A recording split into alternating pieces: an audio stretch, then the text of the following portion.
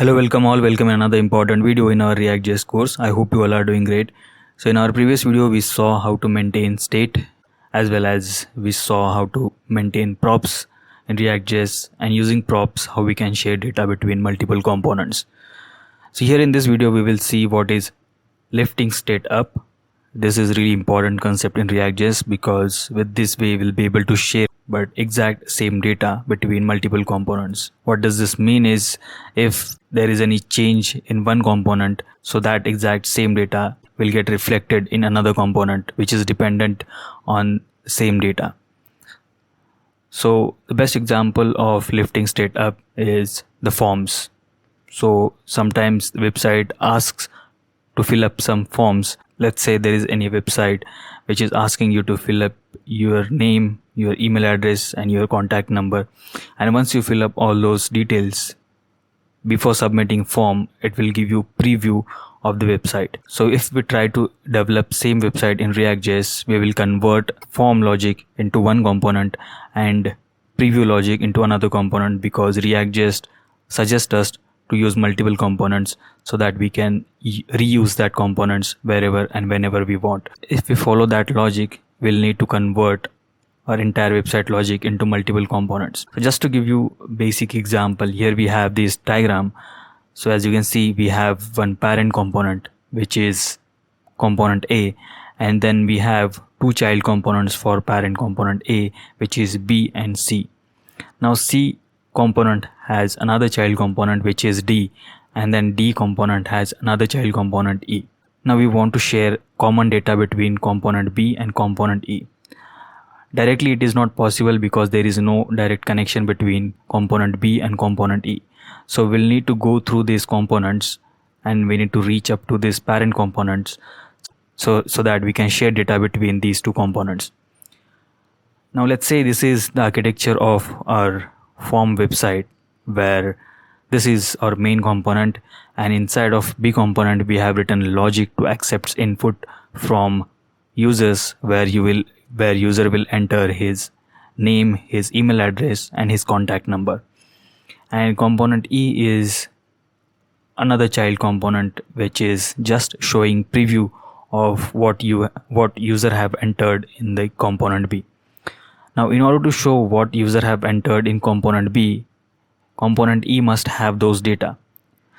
So here we have two choices. Either we can keep data between component B itself, then we will not be able to access those data to component E. Another suggested way is to keep common data in parent component, which exactly what this document is suggesting. It is suggesting us to keep those data in closest common ancestor. In our case, according to this diagram, closest ancestor for these two components is component A. So now if we keep component B data in component A, then we will be able to pass this data to this component E through the props. So we'll pass that data to component C and through the props, and then again we can pass same data to component D through the props again, and then finally we'll receive that data to component E by the props itself. Now with this way we'll be able to share data between two components. So if users change anything in component B, will automatically get reflected to component E in real time. So that's exactly the concept of lifting state up. So here they have given one basic example for temperature, and they have created one calculator to detect whether that data is in temperature or not. So we will take same example which we have discussed. We discussed example of forms. So let's try to create, but before that let's see what's the current status of our React.js application. So index.js is our main component, and I've commented out all components which we have used in our previous video. As of now, if we see, we'll be able to see only heading tag which is saying hello, and that's what exactly we have used here. Well, in order to implement and see what's the state lifting is, well, let's create another folder and give it a name forms. Alright, so now since we have this folder, we can create JS file inside of it, right? So we'll create two components. One will be our form component, or let's say, alright, so here we have this inputs form component, and we'll need to create another component which will show preview of what we have inserted in our inputs form. So let's create another component with name preview, and I think we should create one parent component here itself. So let's say parent.js. You can keep home or any other name, whichever you will feel feasible for this. Anyways, so here we have our inputs form component, which will accept users inputs. So let's import React first. So let's create class name by input form, and once we have this class, we can extend React component class. All this basic concept we have already seen in our previous videos. Alright, now here we'll need to create one lifecycle method, which is a renderer for class component, and then inside of it we'll need to write return. Now this return function will accept JSX. So here we will put all JSX format. As of now, let's put input field and let's give it a type of text, and this field will accept user's name, right? So let me keep placeholder here and let's say name. Okay, and then let's close this. Let's put nice label so that we'll be able to differentiate between other input fields. So let's say we have this input field, and what we want is, as soon as user change name in this field, we want that it should get reflected in our child component or in preview component. Let's make preview component ready. Let me copy this.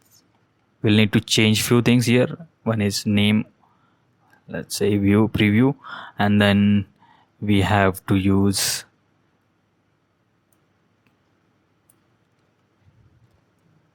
heading, let's say preview. Alright, and then let's put paragraph tag here, and here we will show user's name here. Okay, so we'll receive props like this dot props dot name. Okay, and we have the same button, but here we will change it by submit. So this is preview. So this is preview component, and here we will show all entered data by user, and as soon as user click on this button, the entire form will get submitted in the backend. Alright, so for now let's just keep it as it is. We'll need to add one constructor before making use of props, and inside of constructor we'll need to call one method or constructor of our parent component, which is React component in our case. So that's why we are using super here, and since we are using props, we'll need to add props as a parameter here. Okay, so I think that should be good. So we'll receive props from our parent component, and with that way we'll be able to share or display data here, but we'll change data in our child component itself. So let's make our parent component ready. Okay, so for now we don't have anything in our parent component. Let's keep this empty, and let's change class name by parent, and we'll need to import these two child components in our parent component. So if we have input form and we have preview, we need to import these two childs in our parent component. So let's import that. Input form from / input form, and then let's import preview from preview. Okay, so now we have these two child components in our parent component. So let's display both of them. So let's see what we get in the front end. So if I refresh this,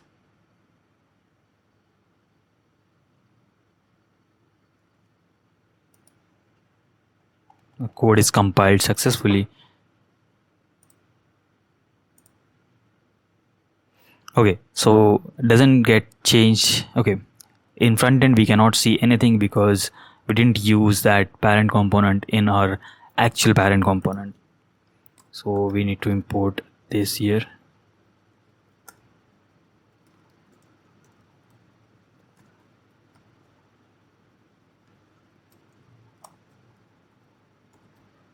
Okay, so here we have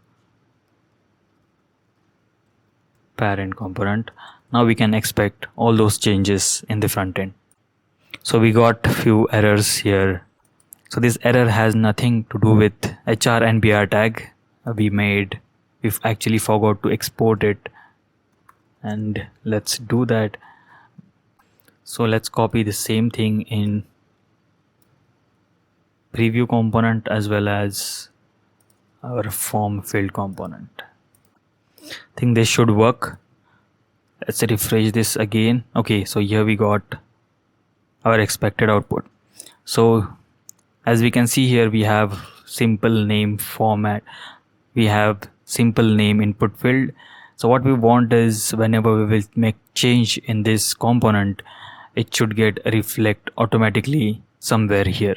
Okay, so let's try to add those changes. So if we change anything in input field, I will not reflect as of now. We did not apply any event on this input field. So this input field will need to add on change event first, like this, and let's put event parameter and this dot change input. We'll need to declare this change input function as well. So let's say change input and this event dot prevent default. So now we have everything ready with us. We should not write this function in our renderer component. It should be outside of the renderer. Okay, that's it. So as of now, we didn't maintain any state so that we cannot share it between our other components.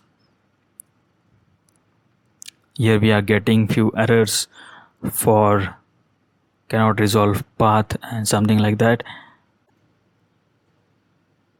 We have this change input event, and here we will accept whatever user have changed in input field.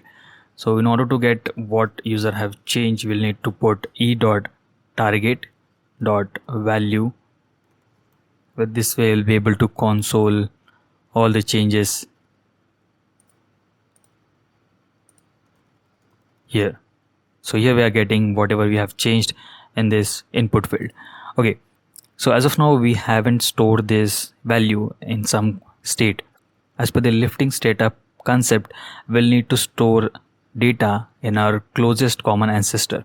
So in our case, our closest common ancestor is the parent class. So we'll need to maintain state in our parent component, okay, so that we can share that data between these two child components.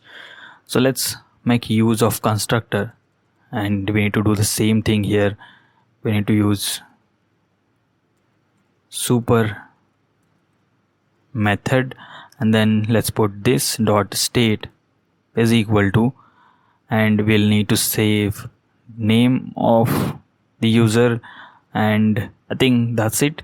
We'll need to just save this name. Okay, so now in order to make this name available in preview component, we'll need to pass this as a name is equal to this dot state dot name. So with this way we'll be able to send this state to the preview component. So now it's time to know how we can identify whatever the changes we have made in this component into parent component, because ultimately when user will change anything in this input field, we want to update that in our parent component. So in that case, we'll need to declare one function, and that function we will pass as a parameter to our input form component. So the function we will declare is, let's say, change value, and let's keep this as it is for now, or else let's keep this console.log. Okay, so once we received anything from this component, let's put name, and just to identify this is coming from parent component itself, let's put parent in the console. Okay, now we need to pass this parameter or this function as a parameter or as a props to our input form component. So let's put the same name. You can keep different name here if you want. I'm keeping it same just to make it simple. Okay, so with this way we'll be able to pass this function as a parameter or as a props to our input form component. So now once we receive this props, we'll need to, okay, so first of all we'll need to create one constructor here, and let's put super, and let's add props as a parameter.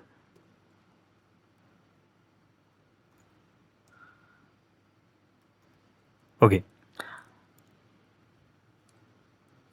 so here we will receive these props, and if you remember we have one function in this props, so let's put this dot props dot whatever the name of the function is, and we'll need to pass this changed value as a parameter to this component. Now let's put this in commented, and let's see what we get in the browser. Okay, so if I change anything here, you can see we are getting that update in the parent component. Okay, so let's quickly recap what we have done up to this point. Here we have created one parent component, and we used two child components in the parent component, and now we have created one centralized state in our parent component, and the same state we are passing to this child component as well as this child component. Still job is not done. We need to update this state into our current state. So let's put name will be name. Okay, so now if we make any changes in this component or in this input field, it will get automatically reflected down below. So let's see. Well, I need to refresh this. Okay, so here we are getting one error saying that, so this error is related to this pointer which we are trying to use in our change value function. So if we want to use this pointer in our class component, we'll need to add or register this. So I think that should work. Let's get back and refresh this. So if I change this, so still we are not able to see those changes here. So this is where we are making mistake. Here we are updating state message instead of updating name. Okay, so let's refresh this, and if I type anything here, still it is not working. Now this is all because here we need to put this dot state dot name, and let's refresh it again. Okay, so here we can see whatever the changes we are making in this name, so we can see these changes in our child component again. So this is the entire concept of state lifting up. So let's quickly recap what we have done here.